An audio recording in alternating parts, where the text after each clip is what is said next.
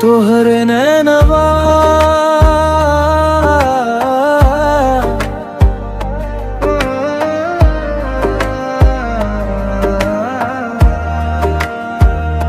बसल बा सपनवा हो दिलवाई कहला तू ही अपवा हो।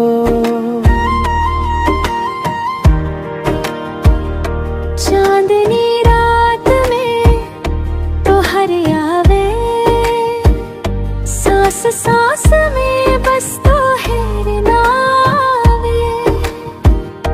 अंगना में जब पायल खनके मनवा चुपके धड़के। जीरा के सगरी बात तू जाने लूं, मौन में भी सब कुछ पहचाने लूं। प्यार के रंग में रंगाइल बा जिंदगी, तोहरे बिना सूना लागे हर खुशी। हाथ बड़ा थाम ले अब मोर हाथ, तू ही ता बनबू हमर हरवा। तोहर नैनवा तोहर नैनवा दिलवा कहे तू ही अपनवा।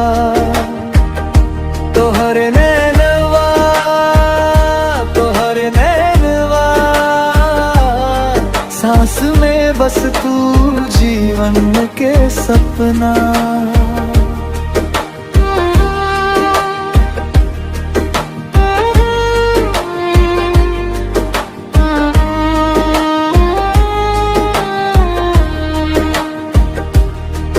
हथवा पकड़ के साथ निभैया,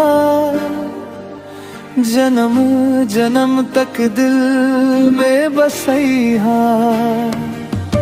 राहे राहे संगे चलब तहरे,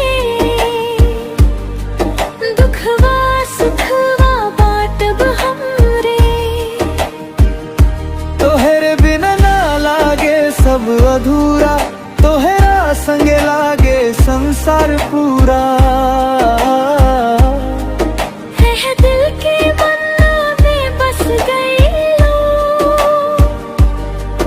हर धड़कन में चुपके से बसैलू। प्यार के रंग में रंगाइल बा जिंदगी,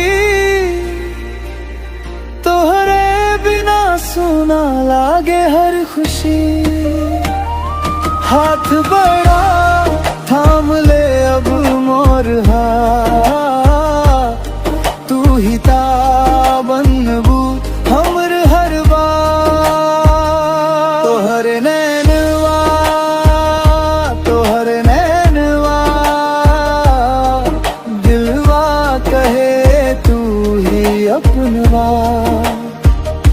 तोहर नैनवा तोहर नैनवा सांस में बस तू जीवन के सपना।